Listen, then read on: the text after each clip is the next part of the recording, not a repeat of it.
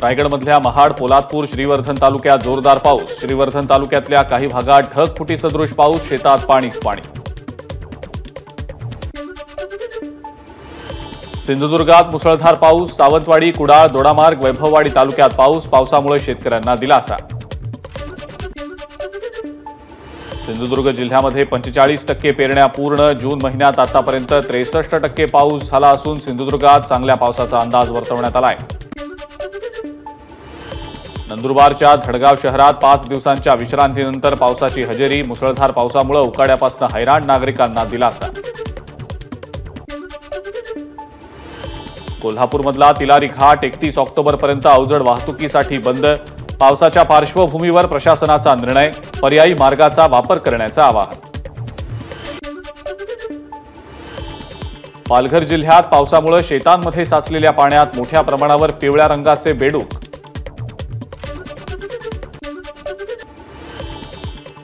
छत्रपती संभाजीनगर पोलिसांना ड्रोन मदत करणार। शहरात दंगल सदृश परिस्थिती निर्माण झाल्यास उपस्थित पोलीस फोर्सला अनाउन्सिंग सिस्टीमद्वारे सूचना दिल्या जाणार।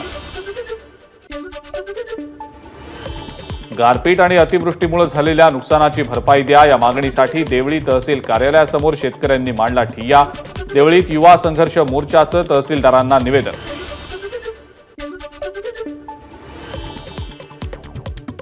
गेल्या काही दिवसांपासून वडीगोद्रीमध्ये लक्ष्मण हाकेंचं उपोषण सुरू। त्यांना पाठिंबा देण्यासाठी सांगोल्यातल्या जुजारपूर इथं पाळण्यात आला कडकडीत बंद। गावातही लाक्षणिक उपोषण सुरू। नांदेडमध्ये ओबीसी समाज आक्रमक। लक्ष्मण हाकेंच्या आंदोलनाला समाज बांधवांचा पाठिंबा। नांदेड लातूर महामार्ग आंदोलकांनी रोखून धरला।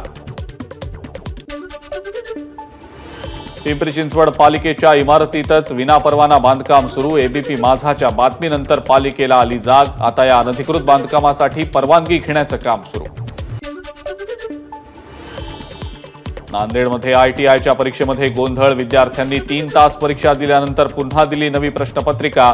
चुकीचा पेपर दिल्यानं परीक्षा केंद्रावर विद्यार्थ्यांचा गोंधळ।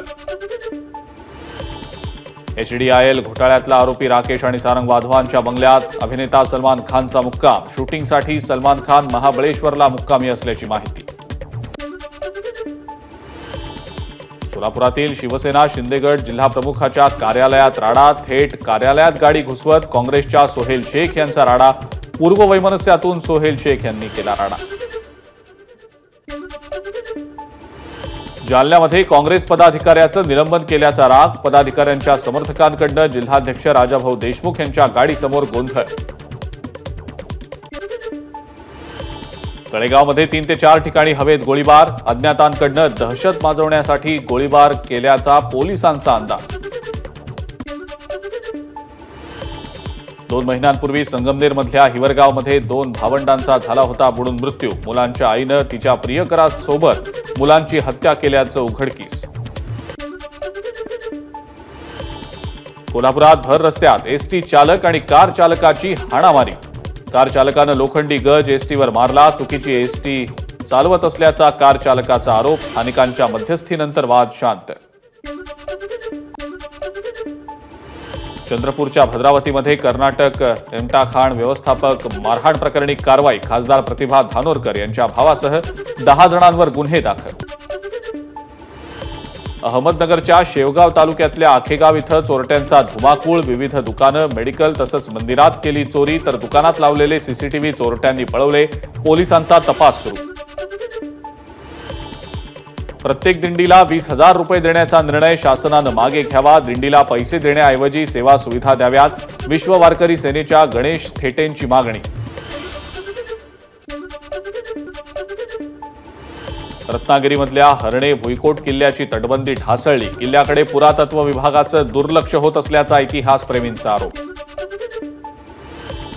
छत्रपती संभाजीनगर ते पैठण रस्ता खचला। नुकतंच या रस्त्याचं काम होऊनही खड्ड्यात शाळेची बस अडकली। त्यामुळे रस्त्याच्या कामाच्या दर्जाबाबत प्रश्नचिन्ह।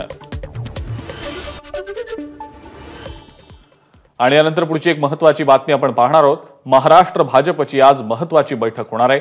विधान परिषदेच्या 11 जागांच्या संदर्भात या बैठकीमध्ये चर्चा होणार आहे। उपमुख्यमंत्री देवेंद्र फडणवीस, प्रदेशाध्यक्ष चंद्रशेखर बावनकुळे, रावसाहेब दानवे, पंकजा मुंडे यांच्यासह कोर कमिटीतले सदस्य या बैठकीला उपस्थित राहणार आहेत। एबीपी माझा, उघडा डोळे बघा नीट.